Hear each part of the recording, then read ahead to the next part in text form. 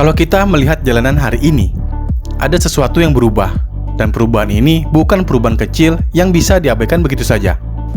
Dulu, kita terbiasa mendengar suara mesin yang meraung saat mobil melaju, merasakan getaran halus dari mesin pembakaran, dan mengaitkan performa kendaraan dengan konsumsi bensin yang tinggi. Itu adalah standar lama. Standar lama puluhan tahun tidak pernah benar-benar dipertanyakan. Tapi sekarang, diam-diam, standar itu mulai runtuh. Mobil-mobil yang melintas di jalanan kota besar, Jakarta, Surabaya, bahkan kota-kota satelit, mulai bergerak tanpa suara, tanpa emisi, tanpa ketergantungan langsung pada bahan bakar fosil. Dan ini bukan karena mereka rusak, justru sebaliknya. Ini karena mereka menggunakan teknologi yang lebih maju. Indonesia sedang masuk ke fase transisi besar dalam industri otomotif, yaitu pada era elektrifikasi. Dan yang perlu dipahami, ini bukan sekedar perubahan teknologi, ini adalah pergeseran kekuatan global.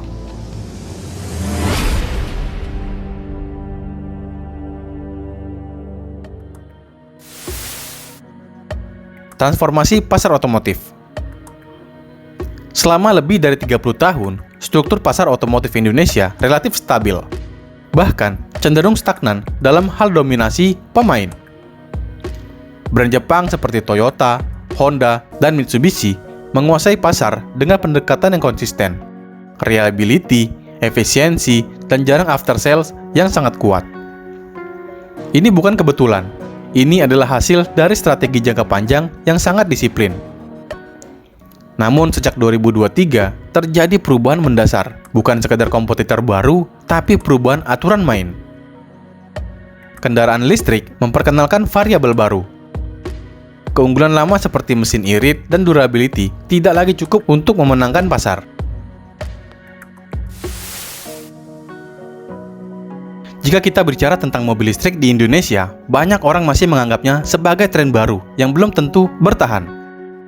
Tapi data justru menunjukkan arah yang sebaliknya. Bukan hanya bertahan, tetapi tumbuh secara eksponensial. Dalam kurun waktu hanya beberapa tahun, penjualan kendaraan listrik di Indonesia mengalami lonjakan signifikan. Dari yang awalnya hanya puluhan ribu unit per tahun, kini sudah masuk ke angka ratusan ribu unit jika digabungkan antara EV murni dan hybrid. Ini bukan sekedar pertumbuhan biasa. Ini adalah tanda perubahan perilaku pasar secara fundamental. Model seperti Wuling Air EV menjadi game changer karena berhasil memecahkan satu masalah utama, yaitu harga. Dengan positioning sebagai EV yang entry level, mobil ini membuka akses bagi masyarakat yang sebelumnya tidak pernah mempertimbangkan kendaraan listrik.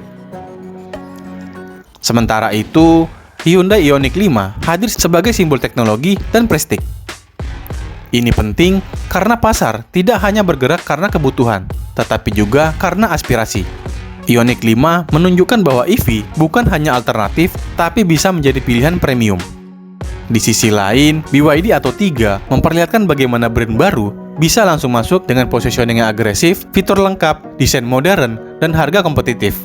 Yang menarik adalah perubahan profil konsumen. Dulu, pembeli EV adalah early adopter, orang yang membeli karena penasaran teknologi. Sekarang, pembelinya adalah kelas menengah rasional yang mulai menghitung efisiensi, biaya operasional, dan value jangka panjang. Hybrid sebagai transisi. Di tengah gencarnya perkembangan mobil listrik, ada satu segmen yang justru tumbuh secara diam-diam namun sangat kuat, yaitu hybrid. Mobil hybrid tidak muncul sebagai tren, tetapi sebagai solusi realistis atau kondisi Indonesia yang belum sepenuhnya siap untuk EV murni. Model seperti Toyota Innova Zenix Hybrid dan Toyota Yaris Cross Hybrid menjadi bukti bahwa konsumen Indonesia masih membutuhkan fleksibilitas. Kenapa hybrid begitu cepat diterima? Karena ia menjawab semua keraguan konsumen sekaligus. Pertama, tidak perlu charging. Ini krusial karena infrastruktur charging di Indonesia masih belum merata, terutama di luar kota besar. Yang kedua, tidak ada range anxiety. Pengguna tetap bisa menggunakan bahan bakar seperti biasa tanpa khawatir kehabisan daya di tengah perjalanan. Ketiga, efisiensi tetap tinggi. Konsumen mendapatkan benefit hemat bahan bakar tanpa harus mengubah kebiasaan mereka secara drastis. Hybrid pada dasarnya adalah strategi adaptif baik dari sisi produsen maupun konsumen. Produsen Jepang, terutama Toyota, menggunakan hybrid sebagai cara untuk tetap relevan di tengah transisi global tanpa harus langsung lompat ke EV penuh yang berisiko tinggi. Sementara konsumen menggunakan hybrid sebagai comfort zone teknologi baru tapi tanpa meninggalkan rasa aman teknologi lama. Jepang versus Cina. Jika kita melihat lebih dalam, persaingan otomotif saat ini bukan lagi sekedar antara brand, tetapi antar pendekatan industri. Di satu sisi, Jepang dengan filosofi konservatif yang sudah terbukti selama puluhan tahun, dan brand seperti Honda, Mitsubishi membangun reputasi mereka melalui reliability. Namun, masalahnya adalah dunia sudah berubah lebih cepat dari kemampuan adaptasi model ini. Di sisi lain, Cina hadir dengan pendekatan yang hampir berlawanan, cepat, agresif, dan tidak takut mengambil resiko. Brand seperti BYD tidak memiliki beban sejarah panjang di mesin bensin. Ini justru menjadi keuntungan, karena mereka bisa langsung fokus ke teknologi masa depan, tanpa harus mempertahankan legasi lama. Wuling Motor bahkan menggunakan strategi penetrasi pasar yang sangat jelas. Harga terjangkau, fitur melimpah, dan positioning sebagai mobil masa depan yang bisa dimiliki hari ini. Ini menciptakan tekanan besar bagi pemain lama. Karena untuk pertama kalinya, mereka tidak hanya bersaing di kualitas, tetapi juga di kecepatan inovasi. Top brand otomotif. Jika kita melihat data secara keseluruhan, brand Jepang masih mendominasi pasar otomotif Indonesia. Ini tidak mengejutkan karena mereka memiliki distribusi yang luas, loyalitas konsumen yang kuat, dan track record yang panjang. Namun, dominasi ini mulai retak jika kita melihat lebih spesifik. Di segmen EV, brand Cina mulai mengambil posisi strategis.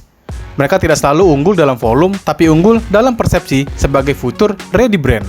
Karena dalam industri yang sedang berubah, persepsi masa depan seringkali lebih penting daripada dominasi masa lalu.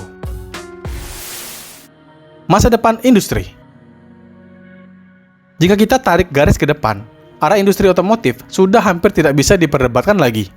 Elektrifikasi akan terus meningkat, bukan hanya karena tren, tapi karena tekanan global terhadap emisi dan keberlanjutan. Teknologi akan menjadi faktor utama.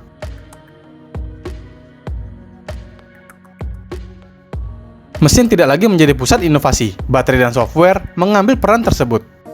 Dan yang paling penting, mobil akan berubah fungsi dari sekedar alat transportasi menjadi platform teknologi yang terintegrasi dengan kehidupan digital pengguna. Cost efficiency. Banyak orang fokus pada harga beli EV yang terlihat mahal.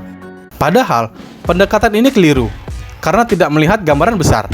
Jika dihitung dalam jangka panjang, tidak ada biaya oli, komponen lebih sedikit, risiko kerusakan lebih rendah, biaya energi jauh lebih murah dibandingkan bensin.